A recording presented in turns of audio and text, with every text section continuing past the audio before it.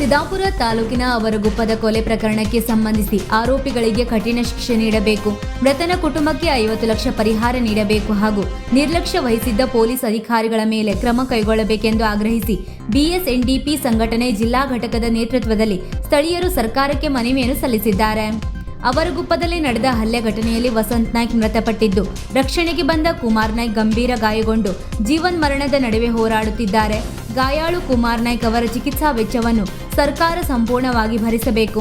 ಮೃತ ವಸಂತ್ ನಾಯ್ಕ್ ಕುಟುಂಬಕ್ಕೆ 50 ಲಕ್ಷ ಪರಿಹಾರ ನೀಡುವ ಜೊತೆಗೆ ಆತನ ಪತ್ನಿಗೆ ಸರ್ಕಾರಿ ಉದ್ಯೋಗ ನೀಡುವಂತೆ ಒತ್ತಾಯಿಸಿ ತಾಲೂಕಾ ದಂಡಾಧಿಕಾರಿಗಳ ಮೂಲಕ ಮುಖ್ಯಮಂತ್ರಿ ಹಾಗೂ ಗೃಹ ಸಚಿವರಿಗೆ ಮನವಿಯನ್ನು ಸಲ್ಲಿಸಲಾಯಿತು. ಈ ವೇಳೆ ಮೃತ ವಸಂತ್ ಪತ್ನಿ ಸಂಧ್ಯಾ ನಾಯ್ಕ್, ಸಹೋದರಿ ಸಾವಿತ್ರಿ ಜಟ್ಯಾ ನಾಯ್ಕ್, ನಾರಾಯಣ್ ನಾಯ್ಕ್, ಗಣಪತಿ ನಾಯ್ಕ್, ಹಾಲಮ್ಮ ವೀರಭದ್ರ ನಾಯ್ಕ್, ನಾರಾಯಣ್ ದ್ಯಾವಾ ನಾಯ್ಕ್, ಸುಧಾಕರ್ ನಾಯ್ಕ್, ಶಶಾಂಕ್ ನಾಯ್ಕ್ ಸೇರಿದಂತೆ ಮತ್ತಿತರರು ಹಾಜರಿದ್ದರು.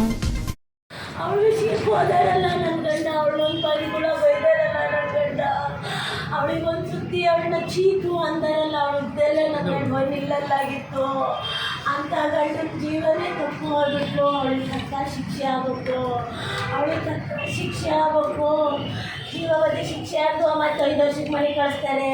ಮತ್ತು ನನ್ನ ಮನೆ ಮೇಲೆ ನನ್ನ ಮಕ್ಕಳಿದ್ದಾವೆ, ನನ್ನ ಮಕ್ಕಳನ್ನ ಏನಾದ್ರು ಮಾಡಿ ಹೋಗ್ಬಿಡ್ತಾಳೆ ಅವಳು ಅಂತ ಹಿಂಸೆ. ಅವಳು ನೀಚರಂಡಿ. ಅವಳು ಗಂಡು 1000 ಸಲ ಬಡ್ಕೊಂಡೆ ಹೋಗಿ ಸ್ಟೇಷನ್ಗೆ ಕಂಪ್ಲೇಂಟ್ ಕೊಟ್ಟು ಬಂದ. ನಮ್ಮ ಮನೆ ಬಂದು ಸೇರ್ಕಿಂದಿಯೇ ಒಂದು ತನ್ನ ಹಾಕ್ತಾಳೆ ಅಣ್ಣ ಹೊತ್ತಿಗೆ ಅಂತ.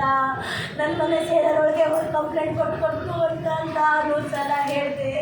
ಅಯ್ಯೋ ಆ ರಂಟು ಹೋದೇಳಲ್ಲ, ನೀನೊಂದು ತನ್ನ ಎಲ್ಲೋ ತಿನ್ಕಾಳ ಅಂತ ಬುದ್ಧಿ ಹೇಳ್ಕೊಳಿದ್ರು ಅಲ್ಲೋ ಅಂತ ಹೇಳಿದ್ರು. ನನ್ನ ಸ್ಥಿತಿ ಇವತ್ತು ಈ ಸ್ಥಿತಿ ತಂದುಬಿಟ್ರು. ದೇವ್ರೆ, ನನ್ನ ಗಂಡ ಬಡವಾದ್ರು ನನ್ನ ರಾಣಿ ಇಟ್ಟಂಗೆ ಇಟ್ಟದ. ನನ್ನ ಗಂಡ ಬಡವಾದ್ರು ನನ್ನ ರಾಣಿ ಇಟ್ಟಂಗೆ ಇಟ್ಟದ. ಅಯ್ಯೋ, ನೀನು ಹೆಜ್ಜೆ ನಡೆಸಲಿಲ್ಲ, ನನ್ನ ಹೆಜ್ಜೆ ನಡೆಸಲಿಲ್ಲ. ನನ್ನ ಗಂಡದ್ದು ಲಟ್ಕ ಪುಡ್ಕ ಬೈಕಾದ್ರು, ಬೈಕ್ ಮೇಲೆ ಕೂತರು ತಗೋ ಬರೋರು.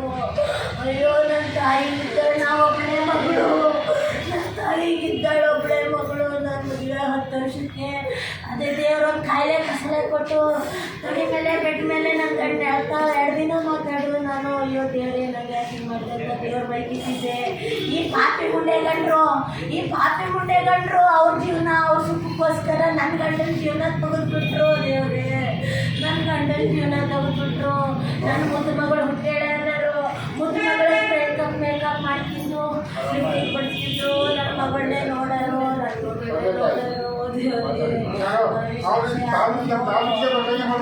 ಶಿಕ್ಷೆ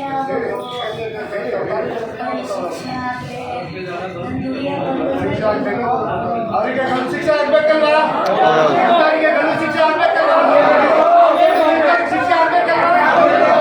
ಯಾವುದೇ ರಾಜಕೀಯ ವ್ಯಕ್ತಿಗಳು ಇದ್ರು ಕೂಡ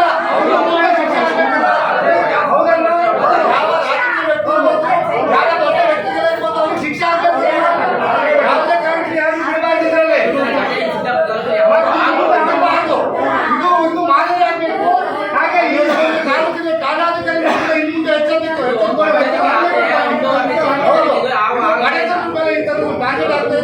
ಇವರ ಈ ಆರೋಪಿಗಳ ರಕ್ಷಣೆಯಲ್ಲಿ ಯಾರೇ ನಿಂತು ನಾವು ಬಿಡೋದಿಲ್ಲ. ಬಿಡ್ತೀರಾ? ಅವಳ ಬೆಂಬಲಕ್ಕೆ ಯಾಕೆ ಬಂದ್ರು ಅವಳು ಒಳಗೆ ಹಾಕ್ರೆ. ಅವಳ ಬೆಂಬಲ ತಾಯಿ ತಂದೆ ಬಂದ್ರು ಒಳಗೆ ಹಾಕ್ರೆ.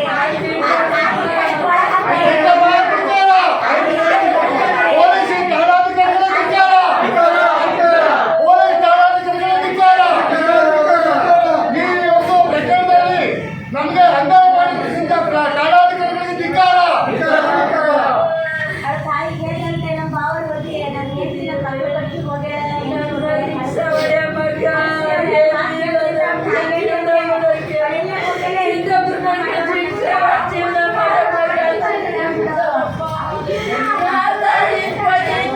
ಮಾರ್ಗ ಮಧ್ಯದಲ್ಲಿ ರದ್ದರಾಗಿರ್ತಾರೆ.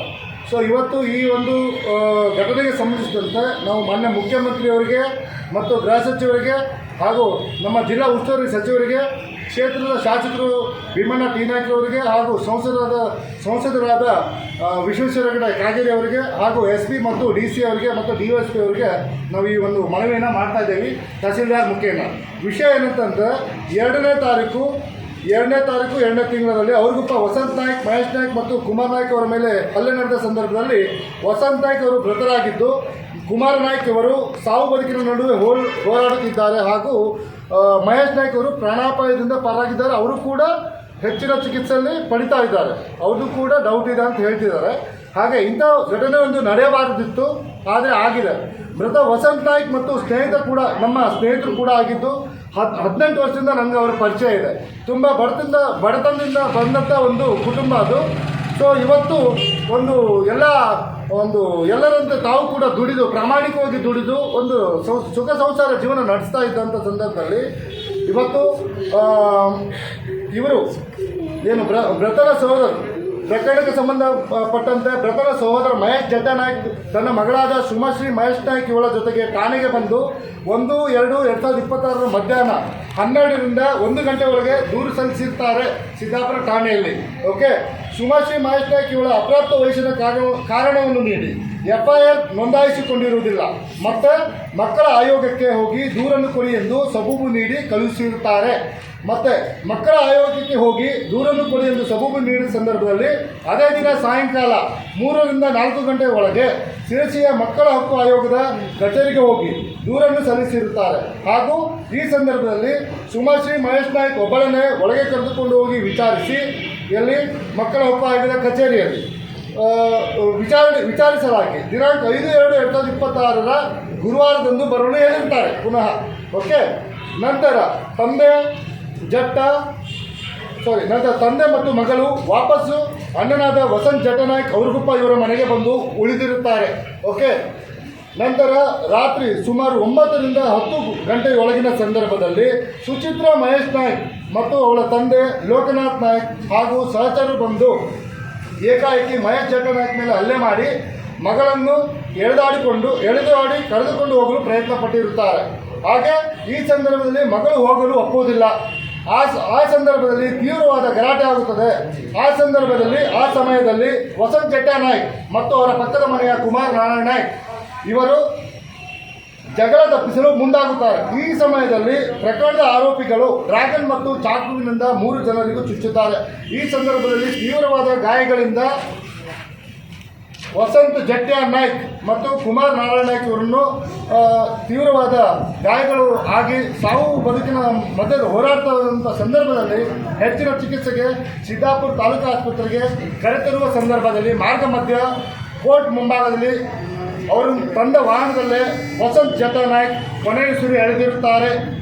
ಹಾಗೂ ಕುಮಾರ್ ನಾರಾಯಣ್ ನಾಯ್ಕ್ ಮತ್ತು ಮಹೇಶ್ ಜಟ್ಟನಾಯ್ಕ್ ಇವರಿಗೆ ಪ್ರಾಥಮಿಕ ಚಿಕಿತ್ಸೆಯನ್ನು ಸಿದ್ದಾಪುರ ತಾಲೂಕು ಆಸ್ಪತ್ರೆಯಲ್ಲಿ ಕೊಡಿಸಿ ಹೆಚ್ಚಿನ ಚಿಕಿತ್ಸೆಗಾಗಿ ಶಿವಮೊಗ್ಗದ ಖಾಸಗಿ ಆಸ್ಪತ್ರೆಯಾದ NH ಆಸ್ಪತ್ರೆಗೆ ಕುಮಾರ್ ನಾರಾಯಣ್ ನಾಯ್ಕ್ ಇವರನ್ನು ದಾಖಲು ಮಾಡಿರುತ್ತಾರೆ. ಹಾಗೂ ಮಹೇಶ್ ಜಟ್ಟನಾಯ್ಕ್ ಇವರನ್ನು ಶಿವಮೊಗ್ಗದ ಮೆಗ್ಗಾನ್ ಆಸ್ಪತ್ರೆಯಲ್ಲಿ ದಾಖಲಿಸಿರುತ್ತಾರೆ.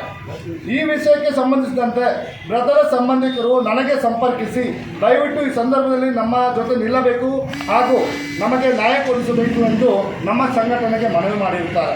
ಆದ ಕಾರಣ ಈ ಪ್ರಕರಣ ಸಂಪೂರ್ಣ ಮಾಹಿತಿಯನ್ನು ಕಲೆ ಹಾಕಿದಾಗ ನನಗೆ ತಿಳಿದು ಬಂದಿದ್ದು ಈ ಪ್ರಕರಣವು ಇಷ್ಟೊಂದು ಗಂಭೀರವಾಗಲು ಮತ್ತು ಕೊಲೆಯಲ್ಲಿ ಅಂತ್ಯವಾಗಲು ಕಾರಣ ಸಿದ್ದಾಪುರ ತಾಲೂಕಿನ ಪೊಲೀಸ್ ಇಲಾಖೆಯ ಸಿಬ್ಬಂದಿಗಳು ಈ ಪ್ರಕರಣದ ಹೊಣೆಗಾರಿಕೆ CPI PSI ಮತ್ತು ಆ ಸಂದರ್ಭದಲ್ಲಿ ಠಾಣೆಯಲ್ಲಿ ಇದ್ದಂಥ ಠಾಣಾಧಿಕಾರಿಗಳು ಆಗಿರುತ್ತಾರೆ. ಆದ ಕಾರಣ ಇವರನ್ನು ಈ ಕೂಡಲೇ ಕರ್ತವ್ಯದಿಂದ ತೆಗೆದುಹಾಕಬೇಕು ಮತ್ತು ಇವರ ಮೃತನ ಧರ್ಮಪತ್ನಿಗೆ ಸರ್ಕಾರಿ ಉದ್ಯೋಗ ನೀಡಬೇಕು ಮತ್ತು ಆಸ್ಪತ್ರೆಯಲ್ಲಿ ಈ ಪ್ರಕರಣಕ್ಕೆ ಸಂಬಂಧಪಟ್ಟಂತೆ ಇವರನ್ನು ಕೆಲಸದಿಂದ ತೆಗೆದುಹಾಕಬೇಕು ಮತ್ತು ಆದ ಕಾರಣ ಇವರನ್ನು ಈ ಕೂಡಲೇ ಕರ್ತವ್ಯದಿಂದ ತೆಗೆದುಹಾಕಿ ಇನ್ನು 8 ದಿನಗಳ ಒಳಗಾಗಿ ಈ ಮೃತನ ಕುಟುಂಬಕ್ಕೆ 50 ಲಕ್ಷ ಆರ್ಥಿಕ ನೆರವನ್ನು ನೀಡಬೇಕು ಹಾಗೂ ಮೃತನ ಧರ್ಮಪತ್ನಿಗೆ ಸರ್ಕಾರಿ ಉದ್ಯೋಗ ನೀಡಬೇಕು ಮತ್ತು ಆಸ್ಪತ್ರೆಯಲ್ಲಿ ಚಿಕಿತ್ಸೆಯನ್ನು ಪಡೆಯುತ್ತಿರುವ ಖರ್ಚು ವೆಚ್ಚವನ್ನು ಕೊಲೆ ಆರೋಪಿಗಳಿಂದಲೇ ವಸೂಲು ಮಾಡಿ ಚಿಕಿತ್ಸಾ ವೆಚ್ಚವನ್ನು ಭರಿಸಬೇಕು. ಈ ಪ್ರಕರಣದ ಆರೋಪಿಗಳಿಗೆ ಕಠಿಣ ಶಿಕ್ಷೆ ಆಗಬೇಕು ಹಾಗೂ ಆರೋಪಿಗಳ ಸಂಪೂರ್ಣ ಆಸ್ತಿಯನ್ನು ಮುಟ್ಟುಗೋಲು ಹಾಕಿ ಮೃತರ ಕುಟುಂಬಕ್ಕೆ ನೀಡಬೇಕು ಮತ್ತು ಈ ಪ್ರಕರಣದಲ್ಲಿ ಯಾವುದೇ ರೀತಿಯ ರಾಜಕೀಯ ಒತ್ತಡಕ್ಕೆ ಮಣಿಯದೆ ನಿಷ್ಪಕ್ಷವಾದ ತನಿಖೆ ಮಾಡಿ ಆರೋಪಿಗಳಿಗೆ ಕಠಿಣ ಶಿಕ್ಷೆ ಆಗುವಂತೆ ಕ್ರಮ ಕೈಗೊಳ್ಳಬೇಕು. ಧನ್ಯವಾದಗಳೊಂದಿಗೆ ನಾನು ಈ ಒಂದು ಮನವಿಯನ್ನು ತಹಸೀಲ್ದಾರ್ ಮುಖೇನ ಮಾನ್ಯ ಮುಖ್ಯಮಂತ್ರಿಗಳು ಕರ್ನಾಟಕ ಸರ್ಕಾರ ಸಿದ್ದರಾಮಯ್ಯವರಿಗೆ ಹಾಗೂ ಗೃಹ ಸಚಿವರಿಗೆ ಹಾಗೆ ಮಾನ್ಯ ಜಿಲ್ಲಾ ಉಸ್ತುವಾರಿ ಸಚಿವರಿಗೆ ಹಾಗೂ ಕ್ಷೇತ್ರದ ಶಾಸಕರಾದ ಭೀಮಣ್ಣ ಟಿ ನಾಯ್ಕ ಅವರಿಗೆ ಹಾಗೂ ನಮ್ಮ ಉತ್ತರ ಕನ್ನಡ ಜಿಲ್ಲೆಯ ಸಂಸದರು ಸಂಸದರಿಗೆ, ಜಿಲ್ಲಾಧಿಕಾರಿಗಳಿಗೆ, ಹಾಗೆ SP ಅವರಿಗೂ ಮತ್ತು DSP ಅವರಿಗೆ ಈ ಒಂದು ಮನವಿನ ಸಲ್ಲಿಸ್ತಾ ಇದ್ದೇವೆ. ಇದಕ್ಕೆ ತಮ್ಮೆಲ್ಲರ ಒಪ್ಪಿಗೆಯನ್ನು ಪಡೆದು ಮತ್ತು ತಮ್ಮೆಲ್ಲರ ಇಲ್ಲಿ ಬಂದಿರತಕ್ಕಂಥ ಎಲ್ಲ ಜನರ ಸಿಗ್ನೇಚರ್ ಕೂಡ ಹಾಕಿಸಿ ನಾವು ಈ ಮನವಿಯನ್ನು ಮಾಡಿರ್ತೇವೆ. ಅತ್ಯಂತ ಶೀಘ್ರದಲ್ಲಿ ಸರಿ ಕ್ರಮ ಕೈಗೊಳ್ಳುತ್ತೇವೆ.